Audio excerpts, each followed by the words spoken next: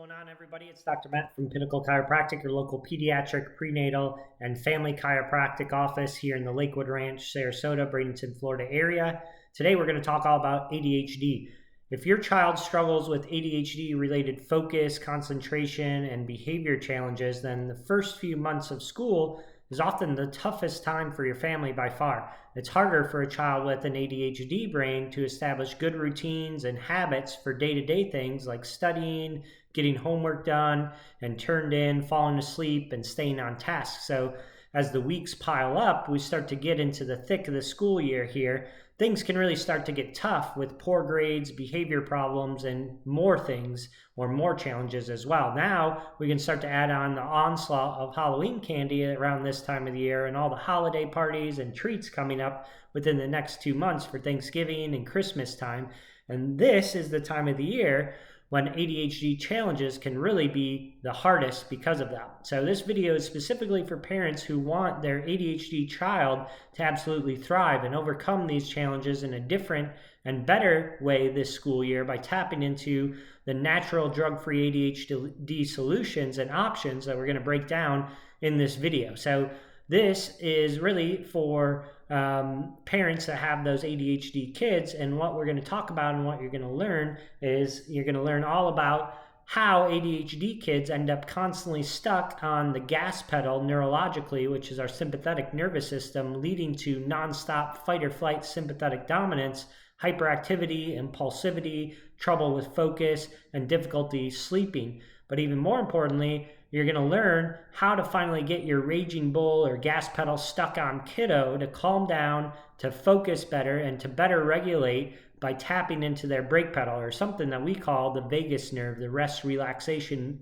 mode of your nervous system. So we'll get a little extra nerdy and neurological in this video, but we'll also keep it really simple and straightforward so you can finally learn how to help your ADHD child without the use of heavy-hitting side effect-laced medications. So we saw a little boy named Lincoln.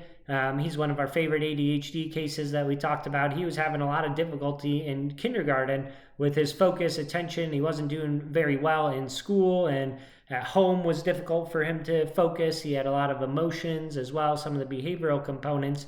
And a few months into our care, he was functioning like a totally different child. His first grade year, which was last year, he did awesome. And then the second grade is starting off great. He actually last year in first grade got straight A's. He was able to focus so much better, and his school performance went up tremendously as a result of that. So we've taken care of a lot of kids that are similar to Lincoln and had a lot of great success with our care. And so next we'll really dive into really the science behind our care and how we can help. So there's really 5 different ways that ADHD can have a significant and negative impact on a child's performance in school. The first one is difficulty with the focus and sustaining attention. So children with ADHD often struggle with maintaining focus and attention on tasks, including schoolwork.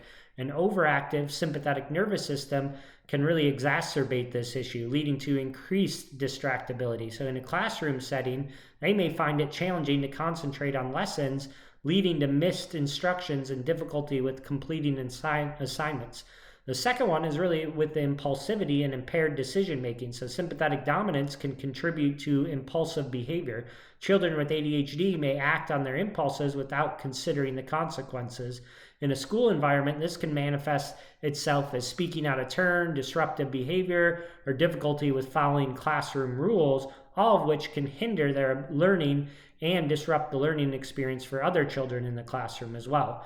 The third is really the restlessness and hyperactivity. So some children with ADHD, they exhibit hyperactivity, which then can be exacerbated by an overactive sympathetic nervous system. They may have difficulty with sitting still for long periods of time, leading to restlessness and fidgeting in the classroom when they always have to be moving or moving parts of their body.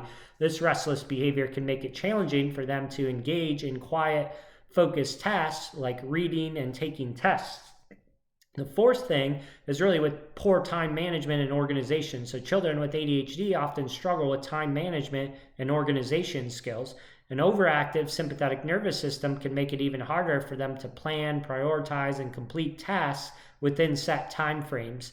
This can result in missed deadlines, forgotten assignments, and a sense of frustration and inadequacy in school. And then the fifth and final one is really through emotional dysregulation. So oftentimes an overactive sympathetic nervous system can also contribute to emotional dysregulation. This includes a heightened stress response. So children with ADHD, they may be more prone to things like frustration, anxiety, and mood swings. And in a school setting, these emotional challenges can lead to difficulties in managing frustration or handling their peer interactions, which potentially leads to behavior problems or social difficulties within school as well. So each different challenge is caused by really the same thing. The most frustrating thing about ADHD is that it causes such a multitude of challenges in day-to-day life, most especially at school. But in the same breath, what is actually good news is that we often get to share with parents is this: it's caused by the same thing, an overactive and excessively stimulated sympathetic fight or flight or gas pedal mode side of our nervous system. So stuck on that sympathetic overdrive gas pedal, and that vagus nerve or that brake pedal is shut down. We've referred to this side of the nervous system as the gas pedal, the sympathetic mode, or that fight or flight. And we find that 90% or more of the kids have had their brain and nervous system stuck this way from really the beginning of life, and having developed during a stressful and highly emotional pregnancy. Then it included birth interventions or trauma such as forceps, vacuum, induction, or emergency C-section birth.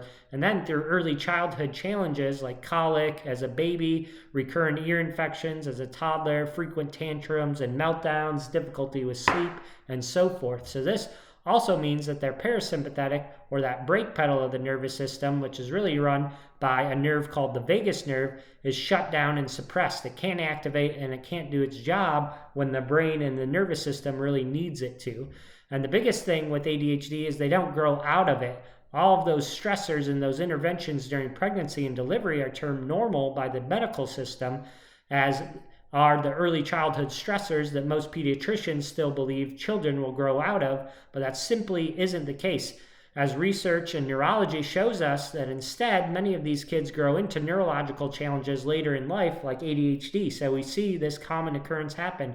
These ADHD kids were often colicky as babies. They had a lot of ear infections or ear, nose, throat stuff. They had a lot of temper tantrum and emotional dysregulation excessively as a toddler. And then eventually they grew into ADHD-like symptoms. So these symptoms change and morph through this perfect storm of events. They might grow out of one challenge, but they grow into the next challenge, is what we often see through years of taking care of kids like this. So if your child is struggling big time right now as the school year turns into the holiday season, and you don't really want to medicate them or continue to just add higher dosages and different drugs, then learning more about neurologically focused chiropractic care that we provide at Pinnacle Chiropractic is your best next step.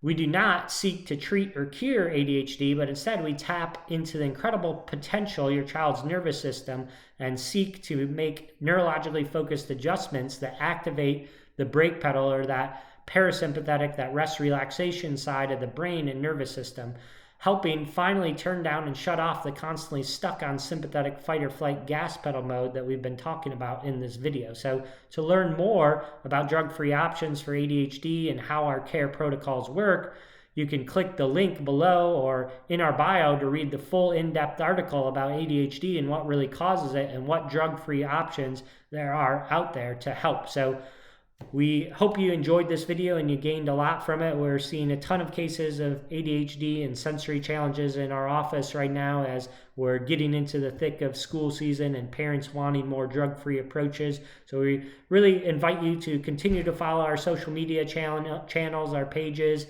watch our videos that educate you more on what we do. And then once you're ready, giving our office a call or visiting our website, pinnaclebradenton.com, and requesting an appointment. And we love to find out how we can help your son or daughter. So as always, guys, I'm Dr. Matt, and we hope you guys enjoyed this video. We will see you guys on the next video. Thanks for watching.